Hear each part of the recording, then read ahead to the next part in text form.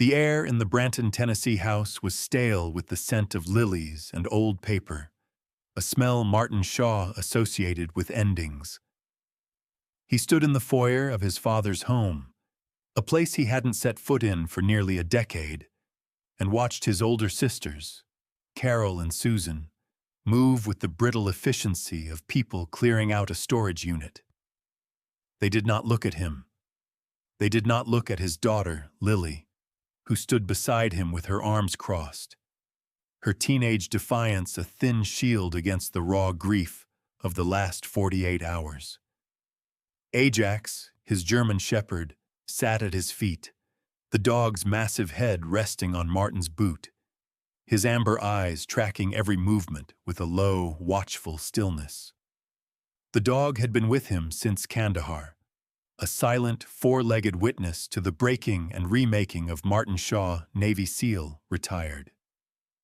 Now, the morning after their father's funeral, he was just a man in a house that was no longer his.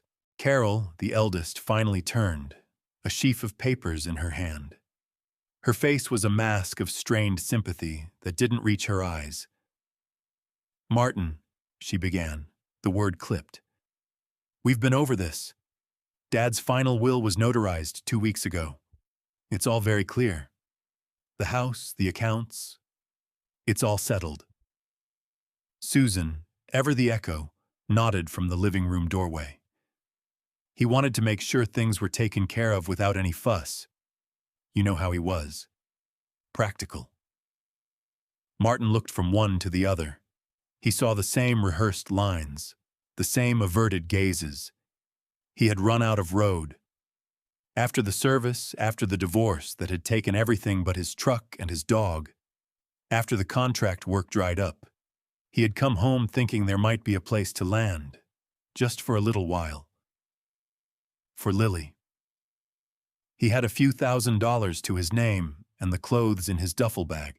He had expected a quiet place to figure out the next step, not a summary eviction. "So, what does it say?" he asked, his voice flat. He already knew the answer. He could see it in the way they held themselves. Carol cleared her throat. "The estate is to be divided between Susan and me. There's nothing for you, Martin. He felt you were capable of making your own way." His words. A lie. He knew his father's words, his cadence, his heart. Those were not his words. Lily let out a small, incredulous sound. Grandpa would never do that. Susan stepped forward, her expression hardening. "Your grandfather was very ill at the end, Lily. He was thinking clearly for the first time in a while. We have to respect his wishes." The insult was a dull, familiar ache.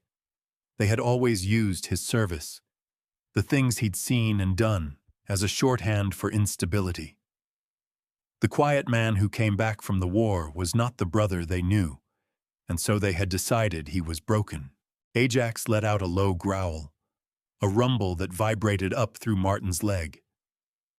He placed a hand on the dog's head, a silent command to stand down. He looked at the grandfather clock in the hall, the one he and his father had spent a summer refinishing. He looked at the scuff marks on the floor where he'd learned to walk. All of it was being erased. "We need you out by noon," Carol said, her voice gaining a sharp edge of finality. "The lawyers said it's cleaner that way." Martin nodded slowly. He felt the cold stillness settle in his gut, the kind that came before a breach. He wasn't a man for fighting with family, not with words. He had seen what real fighting did to people. He gathered his duffel, gave a slight nod to Lily, and turned toward the door. He wouldn't give them the satisfaction of an argument. He would just disappear, the way a ghost does. As they stepped onto the porch, the door closing behind them with a definitive click, Lily's composure finally broke.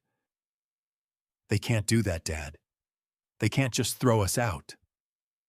Martin looked at his daughter, at her fierce, tear-filled eyes, and felt a surge of protectiveness, that was older and deeper than any wound.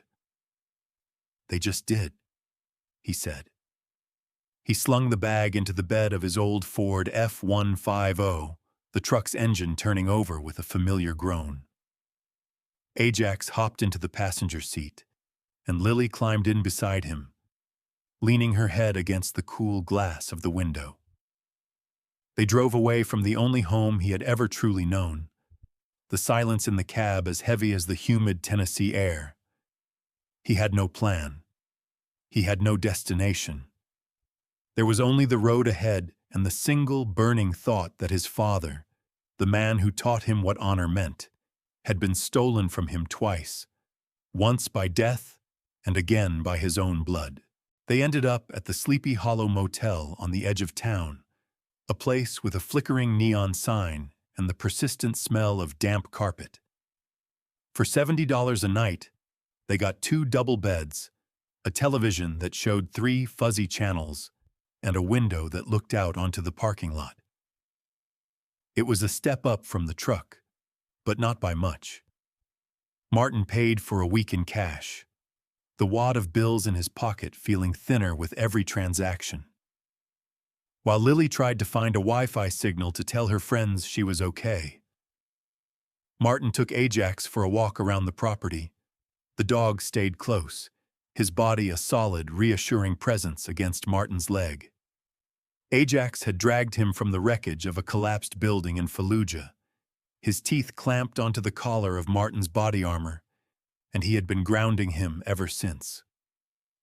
The dog knew before he did when the memories were coming, pressing his weight against him until the smell of dust and cordite faded back into the present. He was more than a dog. He was an anchor. Back in the room, Martin sat on the edge of the stiff mattress and cleaned his pistol, the familiar, methodical movements a form of meditation. He wasn't planning on using it, but a man who had been through his life never felt right without knowing his tools were in working order. Lily watched him, her earlier anger replaced by a quiet worry. "What are we going to do, Dad?" He looked up from the slide, meeting her eyes. They were her mother's eyes, full of a light he felt he had failed to protect. "We're going to be okay," he said, the words feeling hollow even to him. "I'll find some work. We'll get a small apartment. We'll manage." She nodded, but he could see she didn't believe it. He wasn't sure he believed it himself. The next day, he drove to the county courthouse. It was a long shot, but he needed to see the will for himself.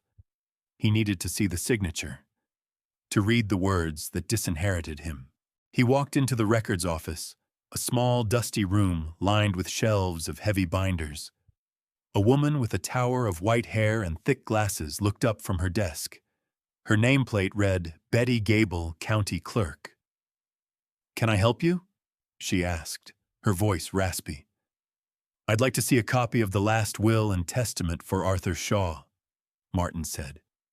Betty's eyes sharpened with recognition. "Shaw. Of course. Just heard about his passing. A good man, your father." She typed the name into an old computer, her fingers moving with surprising speed. The printer whirred to life, spitting out a few pages. She handed them to him without a word. Martin read it. The legal language was dense, but the meaning was clear. Everything to Carol and Susan Shaw, in equal shares. His own name was absent, as if he had never existed. But at the bottom, he saw the signature. It was his father's, but it was shaky, spider-thin. It didn't look right. And then he saw the date. It was notarized 2 weeks ago, just as Carol had said. He handed the papers back to Betty. "Thank you." He was about to turn and leave when the clerk stopped him. She leaned forward over the counter, lowering her voice. "You're Martin, aren't you?" "The seal." Martin nodded, surprised. "Your father was proud of you. Talked about you all the time when he came in to pay his taxes." She paused, glancing around the empty office. "Look, it's not my place to say anything, But that will you're holding? It was filed last week. The notary, a fella named Slocum, he's your sister's lawyer. He brought it in himself. Said your father had a last-minute change of heart. She tapped a finger on her desk calendar. Your dad was in the hospital that whole week. I remember because my sister works on that floor. He wasn't seeing anyone but your sisters. The information settled in Martin's mind. A cold, hard piece of a puzzle he was just beginning to see. A will revised while his father was incapacitated. A lawyer for his sisters, acting as the notary. It was all too clean.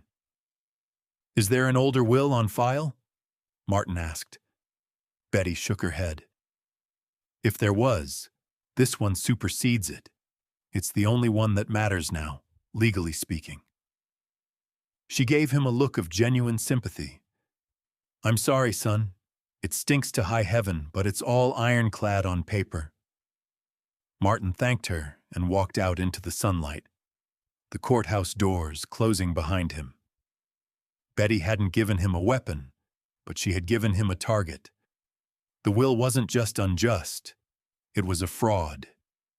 He didn't know how he was going to prove it, but the quiet resignation he had felt for the past 2 days was gone, replaced by a cold, familiar resolve. He had a mission. His first call was to Slocum, the lawyer.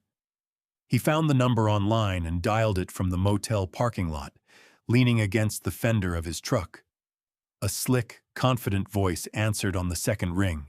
Martin kept his tone level, neutral. This is Martin Shaw.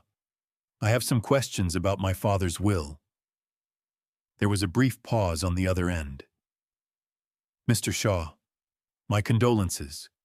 I understand this is a difficult time, but the estate is quite straightforward. Your father's instructions were very precise. He was in the hospital when he signed it, Martin stated, not as a question. He was of sound mind and body, Slocum replied smoothly, a little too quickly. Your sisters were present. It was all perfectly legal. Now, if you'll excuse me, I have another call. The line went dead. The conversation confirmed everything Betty had hinted at. Slocum was a wall, and he was in on it.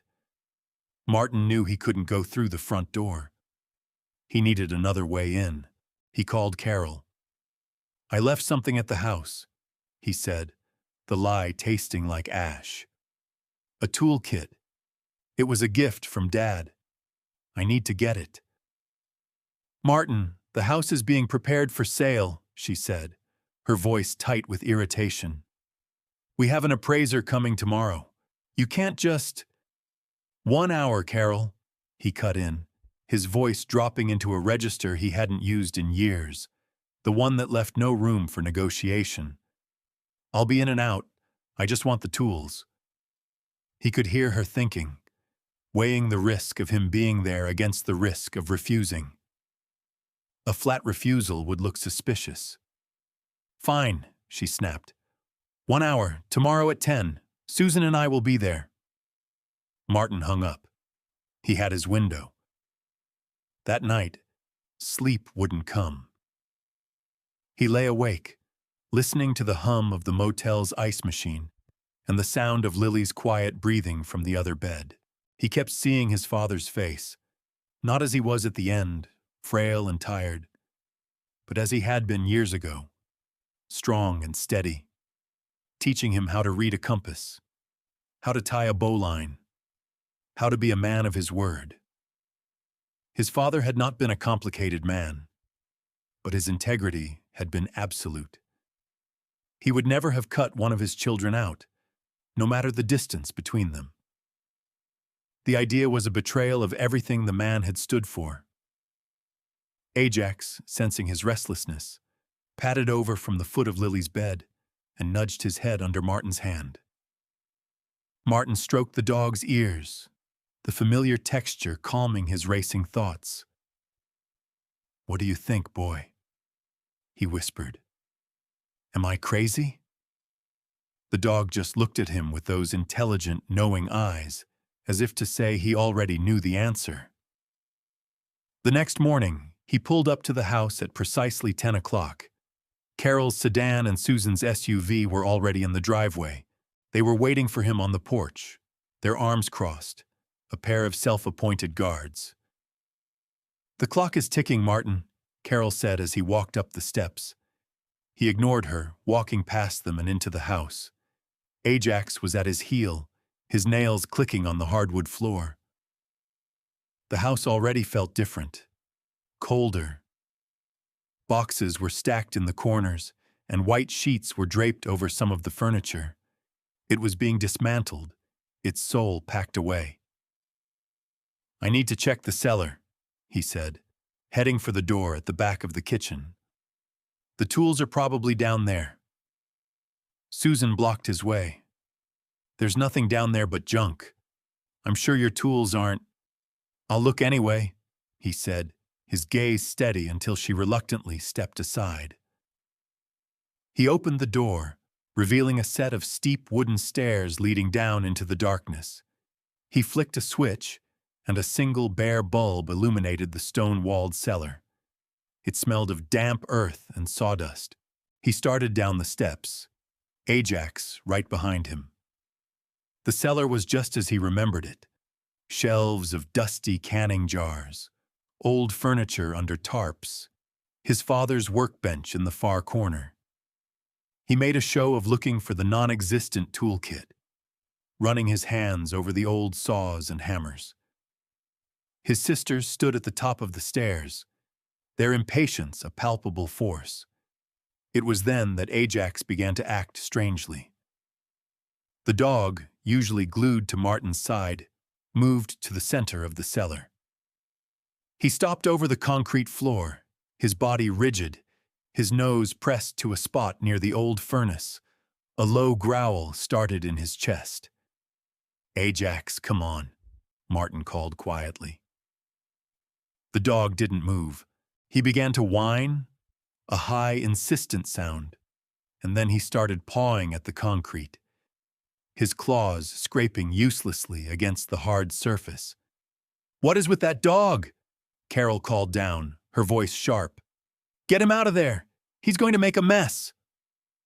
Martin walked over to Ajax, putting a hand on his back.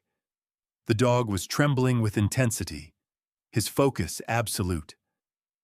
Martin trusted this dog's instincts more than he trusted most people. He had seen Ajax locate IEDs buried under feet of packed earth. He knew this wasn't random. He knelt, pressing his own hand to the concrete floor where Ajax was digging. It was cold and solid. He knocked on it. It was solid. He moved a few inches to the left and knocked again. And then he heard it. A faint but unmistakable hollow sound. The sound was subtle, a dull thud instead of a sharp rap, the kind of difference a trained ear picks up. Martin knocked again, confirming it. There was a void beneath the concrete. He looked closer, running his fingers over the surface. It was rough, but in one area, almost directly under the furnace, he saw a faint outline, a nearly perfect 3-by-3-foot square. The seam was filled with dust and grit, expertly concealed, but it was there. His father had been a master carpenter, a man who understood how to hide a join. Ajax whined again, nudging Martin's hand with his wet nose, as if to say, "See? I told you." "Martin, what are you doing?" Susan's voice echoed from the top of the stairs. "Your hour is almost up." He stood up, his mind racing. He couldn't break through the concrete with them watching. He needed a distraction. He needed more time. "The main water shutoff is down here, isn't it?" he called up. "I think I smell gas near the furnace. I'm just going to check the valve." He heard them mutter to each other. The suggestion of a gas leak was enough to make them wary of coming down. He moved to the furnace, making a show of inspecting the pipes. Out of their line of sight, he scanned the cellar for a tool, anything he could use. On his father's workbench, beneath a pile of oily rags, he saw the tip of a pry bar. He slipped it into the waistband of his jeans at the small of his back, concealing it with his jacket. He spent another 5 minutes pretending to check fittings, then walked back to the stairs. "It's fine," he said. "False alarm. I couldn't find the tools. They must have been thrown out."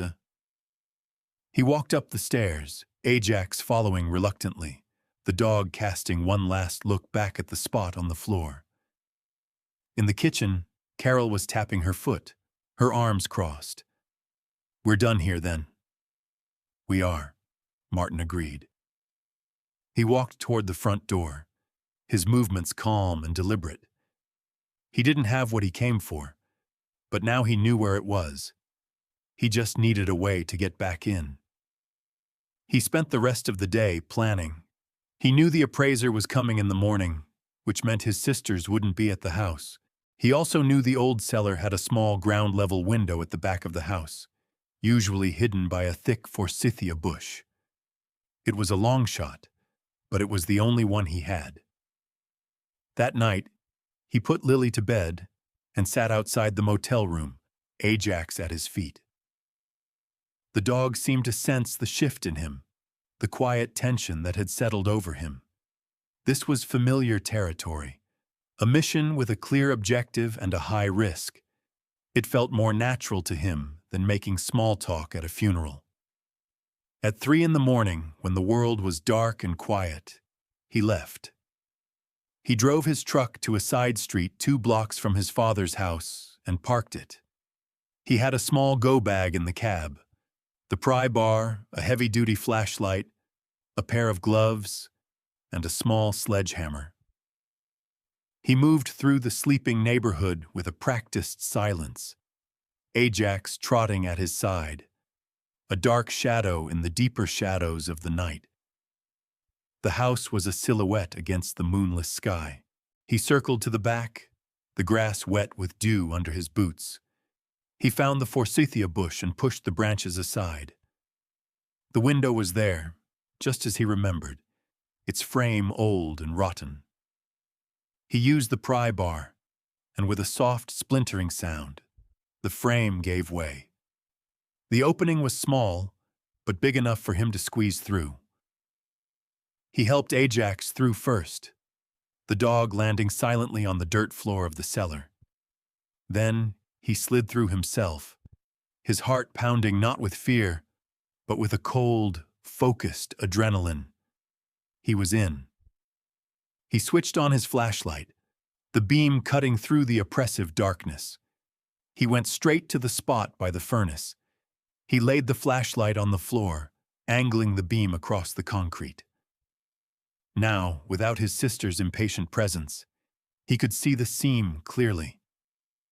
It had been patched with a slightly different color of mortar, a subtle difference you'd never notice unless you were looking for it. He took the sledgehammer and the pry bar and got to work. He started at a corner of the square, tapping with the hammer until a crack appeared, then driving the tip of the pry bar into the opening. The work was slow and loud in the silence of the night. Every strike of the hammer echoed in the small space. He worked with a controlled, rhythmic force, conserving his energy, his muscles remembering years of similar labor under far more dangerous conditions. Finally, a large piece of the concrete broke free. He leveraged it up and out of the way. Beneath it was not dirt, but a heavy steel plate. There was a recessed handle in the center. He gripped it with both hands and pulled. It was heavy, but it lifted, revealing a dark, square cavity. Inside, nestled on a bed of what looked like old blankets, was a metal, fireproof box. It was the size of a small briefcase, solid and heavy. He lifted it out, his breath catching in his throat. This was it. This was what his father had hidden. This was what Ajax had found. He placed it on the floor and examined it. There was a simple latch, but no lock. He opened it. The contents were wrapped in oilcloth. He carefully unwrapped the bundle. On top was a thick manila envelope. He opened it. Inside was a set of folded legal documents, held together with a paperclip. The top page read, "Last Will and Testament of Arthur Shaw." He scanned the first page. It was dated 2 years prior. It named him Martin Shaw as the sole executor. It divided the estate into 3 equal shares for him, Carol, and Susan. But there was a handwritten addendum, initialed and dated just 3 months ago. It detailed the recent sale of his father's lumber business, a sale Martin had known nothing about, for a sum that made his eyes widen. And it detailed a portfolio of investments and properties that he never knew his father owned. The number at the bottom of the ledger was staggering. It wasn't a modest inheritance. It was a fortune. Beneath the will was a smaller envelope with his name on it.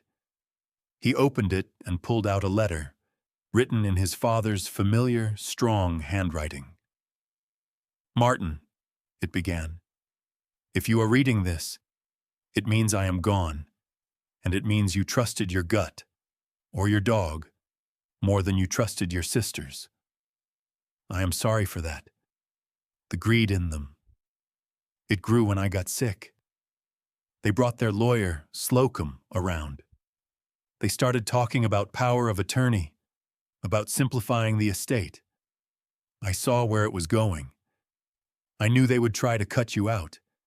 They think your quiet is a weakness. I know it's your strength." He had to stop reading, a hard lump forming in his throat. He took a deep breath and continued. "This box contains the real will and the proof of my assets before they started moving things around. The numbers will shock you. I sold the business quietly. I didn't want the fuss. I wanted to leave you and your sister and your daughter a life without struggle. But Carol and Susan have been poisoned by Slocum. He's a shark, and he smells blood in the water. Don't let them take what I built for you. Don't let them erase you from this family. The house is yours. The money is yours to share. But your name and your honor are yours to defend. Be the man I raised you to be." He folded the letter, his hands trembling slightly. It was a voice from the grave, a final command from his father.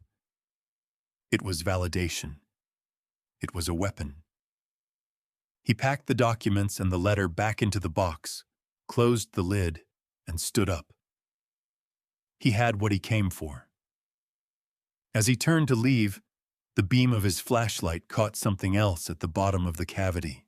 It was his father's old service pistol, a Colt M 1911, cleaned and oiled, wrapped in the same oilcloth. A final, silent message. Be prepared. He took the pistol, tucked it into his waistband, and with the box under his arm, he and Ajax slipped back out the window and into the night. The drive back to the motel was a blur. The weight of the box on the seat beside him was more than just metal and paper. It was the weight of his father's trust and the heavy burden of the fight to come. He got back to the room just before dawn, moving silently so as not to wake Lily. He slid the box under his bed and sat in the single armchair, the old Colt resting on the nightstand, watching the sky slowly lighten from charcoal to gray. He wasn't a SEAL anymore, but the muscle memory of a mission debrief was kicking in. He had the objective, the box. He had the intelligence, his father's letter. He understood the opposition, his sisters and their lawyer, Slocum. The next step was to secure his position and prepare for contact. At 8 a.m., he called the only lawyer he knew in Tennessee whom he trusted, a man named Ben Carter. Ben was a Marine veteran who'd done 2 tours in Iraq before going to law school. They'd met at a VFW convention years ago and had stayed in touch. Ben's practice was in Nashville, a 3-hour drive, but he was sharp, and more importantly, he understood the code. "Ben, it's Martin Shaw." "Marty, hell, I haven't heard from you in an age. I heard about your dad. I'm sorry, man." Thanks, Ben. I'm in a situation here. I need to see you. Today. Martin explained the situation in clipped, precise terms. The fraudulent will, the discovery in the cellar, the letter from his father. Ben was silent for a moment on the other end of the line. Jesus, Marty, get in your truck and drive here now. Don't stop for anything. Don't talk to anyone. Bring the box and bring the dog. I've got an office in a secure building. We'll figure this out. The urgency in Ben's voice confirmed the danger Martin already felt. This wasn't just a family squabble over an inheritance anymore. The amount of money his father had detailed was life-changing, and people did desperate, dangerous things for that kind of money. He woke Lily, explained that they were taking a road trip, and packed their few belongings. As he was loading the truck, a sleek black sedan he didn't recognize pulled into the motel parking lot. It parked at the far end, 2 men in suits sitting in the front seats. They weren't looking at him, but they were watching him. His training screamed at him. They were trying to be discreet, but they were clumsy. Their posture was too rigid, their attention too focused. They were watchers. He felt a cold prickle on the back of his neck. Slocum. They must have discovered the break-in. He got Lily and Ajax into the truck, his movements unhurried, betraying none of the tension coiling in his stomach. He pulled out of the parking lot and onto the main road, heading west toward the interstate. The black sedan pulled out a few cars behind him. They were following him. He kept his eyes on the rearview mirror. He wasn't going to lead them to Ben's office in Nashville. He needed to lose them, and he needed to do it without making it look like he was running. He took the next exit, a winding 2-lane road that led up into the forested hills of the Cumberland Plateau. The sedan followed. The road grew narrower, the trees pressing in on either side. He knew these roads from his youth, every curve, every turnout. He picked up his speed, letting the old truck's powerful engine eat up the asphalt. The sedan struggled to keep pace on the tight turns. He saw his chance ahead, a sharp, blind curve with a gravel logging road turnoff just beyond it. He accelerated into the curve, then hit the brakes hard, yanking the wheel to the right. The truck skidded onto the gravel road, kicking up a cloud of dust. He drove 50 yards into the woods and killed the engine. He and Ajax got out, the dog silent and alert at his side. He moved to the edge of the trees, peering back at the main road. A few seconds later, the black sedan shot past, its driver clearly not expecting him to have vanished. They were gone. He waited a full 10 minutes, listening to the sounds of the forest, before he was satisfied they weren't coming back. He had bought himself some time. He got back in the truck and took a series of back roads, a long, looping route that eventually put him on the interstate to Nashville. As he drove, Lily finally spoke, her voice small. "Dad, who were those men?" He glanced at her. He had tried to shield her from the ugliness of the world, the way all fathers do. But that was no longer possible. "They're working for the lawyer," he said simply. "They're trying to intimidate us. Are we in trouble?" He reached over and gave her hand a squeeze. "They're in trouble," he said, his voice hard as iron. "They just don't know it yet." He arrived at Ben Carter's office late in the afternoon. It was in a modern glass and steel building downtown. Ben met them in the lobby, a big man with a reassuring smile and the steady eyes of a combat veteran. He led them up to his office, a corner suite with a panoramic view of the city. He locked the door behind them. Ajax did a slow, deliberate sweep of the room before settling at Martin's feet. Ben looked at the dog and grinned. "Still on duty, I see." Martin placed the fireproof box on Ben's large mahogany desk. This is it. Ben opened the box and spent the next hour reading, his expression growing more serious with each page he turned. He read the fraudulent will Martin had gotten from the courthouse, then the real will from the box, and finally, Arthur Shaw's letter. When he was done, he leaned back in his chair and let out a long, low whistle. $200 million, he said, his voice full of disbelief. Your father sold his business for $200 million. Martin, this isn't just fraud. This is grand larceny on an epic scale. Conspiracy, elder abuse. Slocum could be disbarred and go to prison for a very long time. Your sisters, too. He looked at Martin, his eyes hard.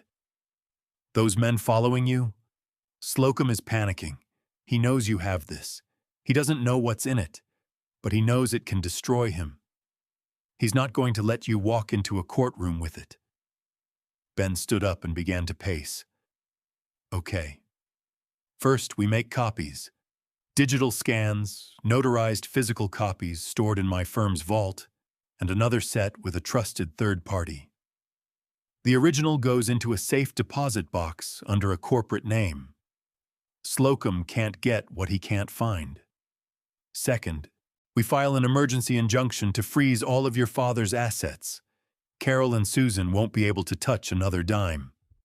Third, we file a motion to have the fraudulent will thrown out, and this one recognized as legitimate. He stopped pacing and looked at Martin. This is going to get ugly. Slocum will try to paint you as a disgruntled, mentally unstable veteran. He'll use your service record against you. He'll say you're delusional, that you forged these documents. He'll try to break you. Martin met his gaze without flinching. Let him try. For the first time in a long time, he felt like he was on solid ground. He had the truth, he had a mission, and he had an ally he could trust. The net wasn't tightening around him anymore. He was the one pulling the strings. The next few days were a blur of legal activity. Ben Carter moved with the speed and precision of a military operation. The injunction was filed and granted by a judge in Nashville, freezing Arthur Shaw's estate before Carol and Susan could liquidate any more assets. The motion to contest the will was filed in Branton County Court, and a hearing was set for the following week. The moment the papers were served, the war began. Slocum's opening salvo was exactly what Ben had predicted. He filed a counter-motion, accompanied by a sworn affidavit from a psychiatrist who had never met Martin, claiming that his combat experience with the SEALs likely resulted in severe PTSD, making him prone to delusions and fabrications. He painted a picture of a violent, unstable man trying to steal his sister's rightful inheritance. The local Branton newspaper, which Slocum kept on retainer, ran a thinly veiled story about a troubled veteran at the center of a contentious family dispute.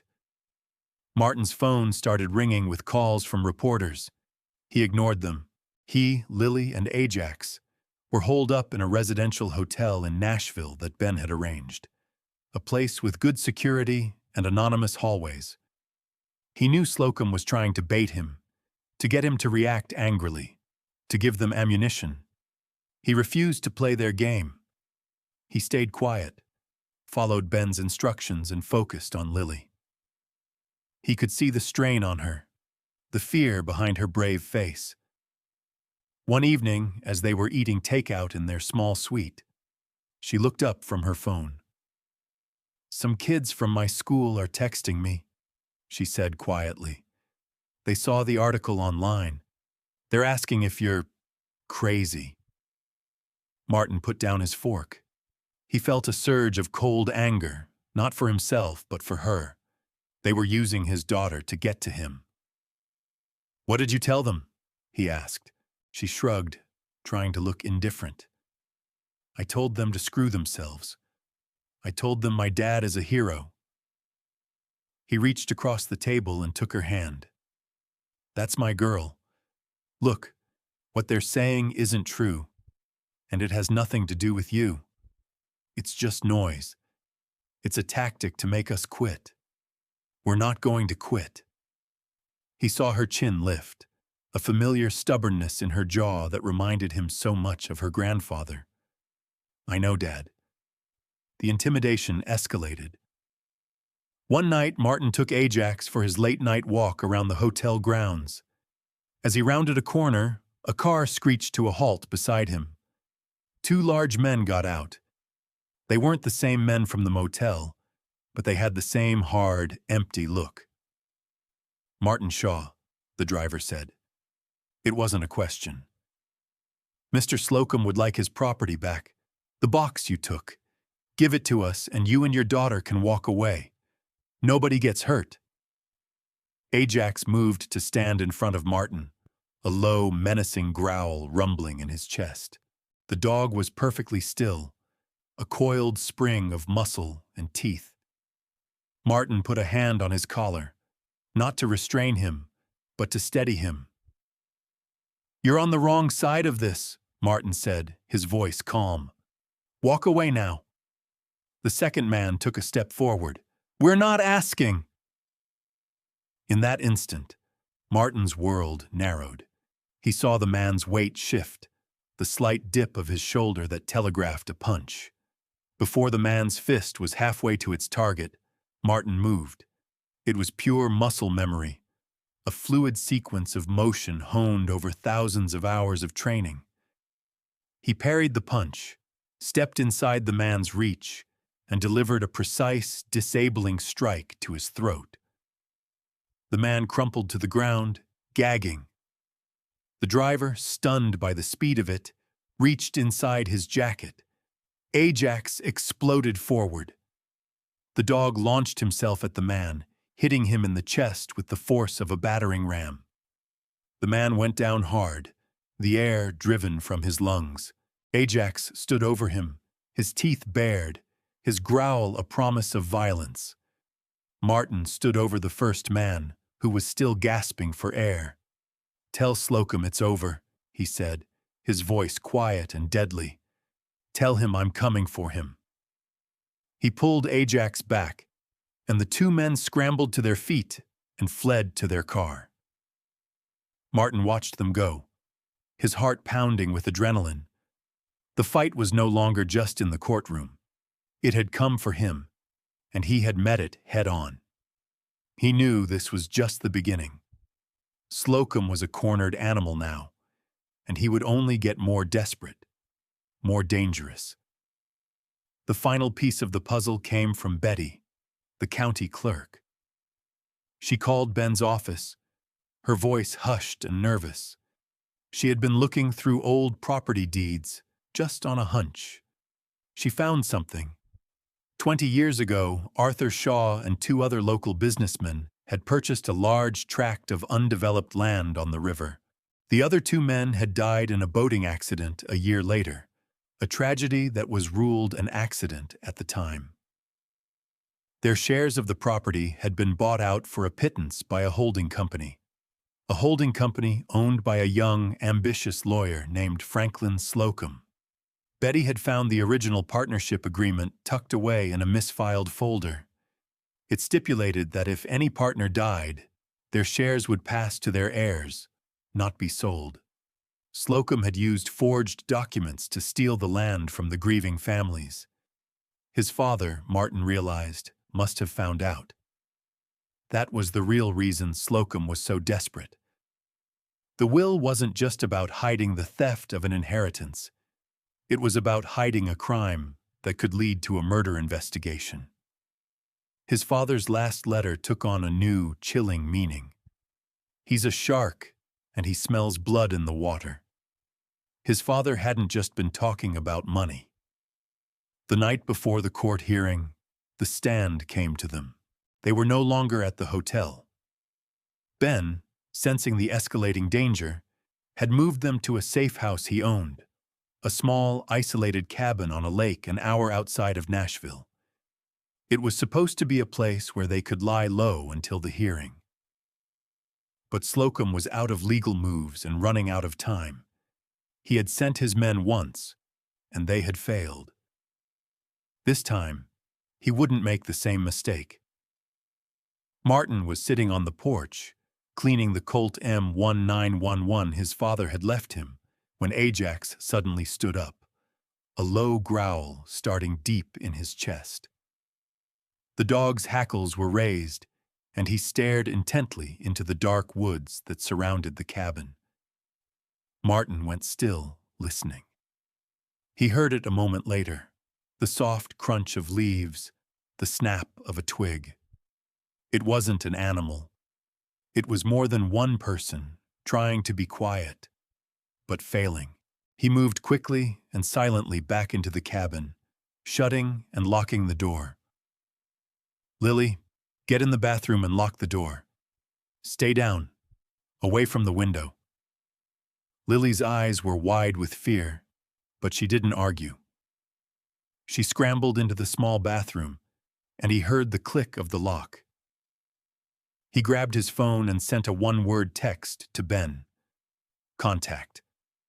Then he switched off the main lights, plunging the cabin into near darkness, lit only by the faint moonlight filtering through the windows. He moved to a window, peering through the edge of the curtain. He counted 3 figures, moving in a coordinated pattern, spreading out to surround the cabin. They were professionals, or at least better trained than the last 2. Ajax stood beside him, a silent shadow, his body vibrating with controlled aggression. Martin could feel the dog's readiness, a mirror of his own. The first indication of their plan was the smell of gasoline. They were going to burn them out, destroy the evidence and the witnesses in one fiery stroke.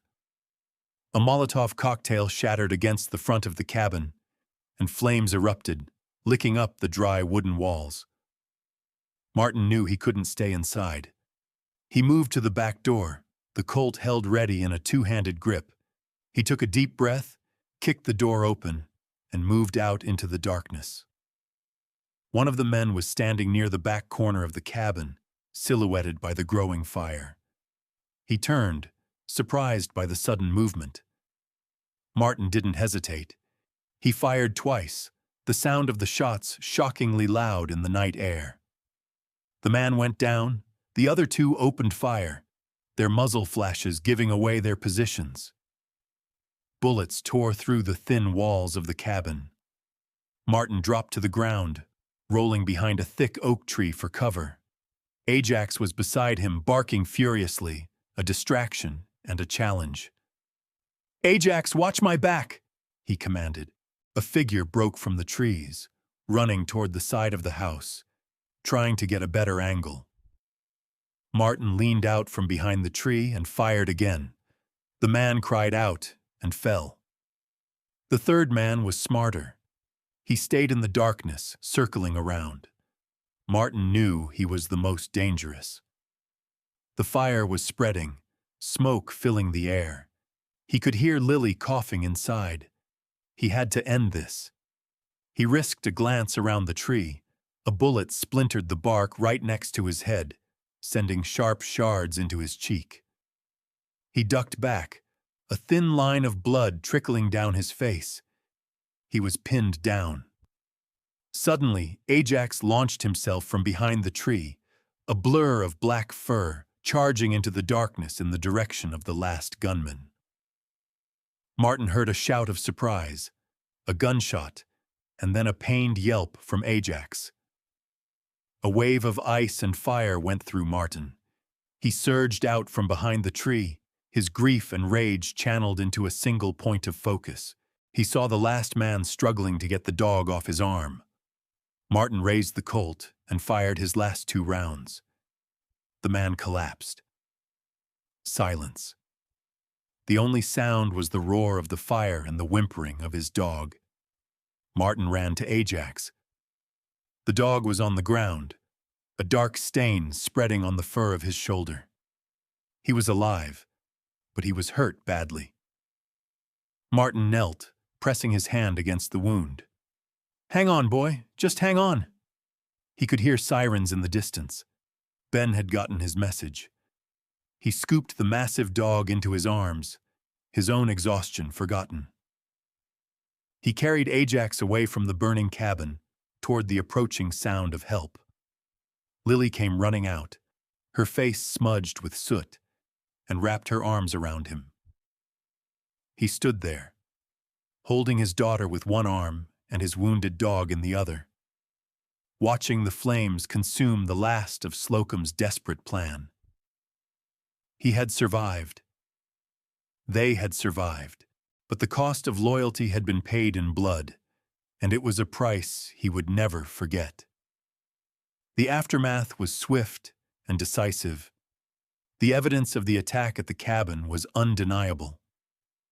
The local sheriff's department, now spurred into action by state investigators Ben Carter had on speed dial, arrested the two surviving gunmen. They quickly confessed, naming Franklin Slocum as the man who had hired them. Slocum was arrested at his office the next morning, attempting to shred documents. The discovery of his conspiracy to steal the land from his dead partners, now being investigated as a potential triple homicide, meant he was facing far more than disbarment. His entire corrupt enterprise came crashing down. The court hearing for the will was a formality. With Slocum in jail and his fraudulent will exposed, the judge immediately validated Arthur Shaw's true last will and testament. Martin was officially named the executor of an estate worth over $200 million. His sisters, Carol and Susan, were named as co-conspirators in the fraud. They lost everything. Their share of the inheritance was forfeited, and they faced felony charges. Martin saw them in the courthouse hallway after the ruling. They looked small and broken, their arrogance stripped away, leaving only a hollow shell of greed and regret. They tried to speak to him, but he just looked through them and walked away. There was nothing left to say. His first priority was Ajax. The dog had pulled through surgery, the vet managing to remove the bullet. He would have a permanent limp and a new scar to add to his collection, but he was alive. Martin spent every possible moment at the veterinary hospital, sitting by the dog's cage until Ajax was strong enough to come home. When the day finally came, Martin gently helped the big dog into the back of his truck, and for the first time in weeks, he felt a sense of peace settle over him.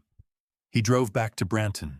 He used a small portion of the inheritance to buy back his father's house from the estate.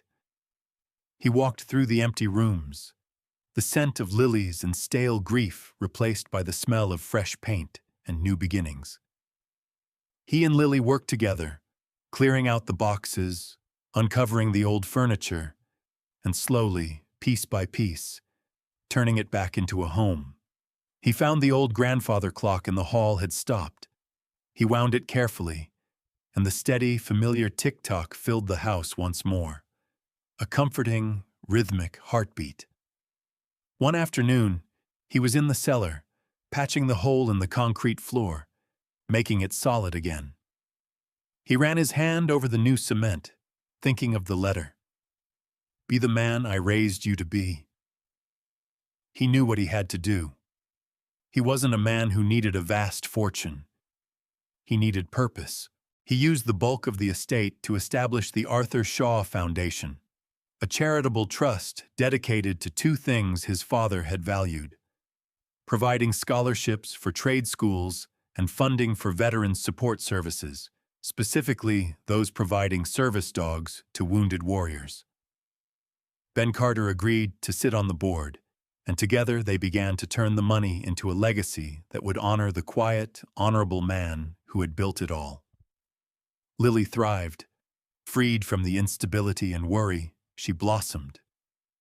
She enrolled back in her old school, made friends, and for the first time, Martin saw the untroubled light of youth return to her eyes.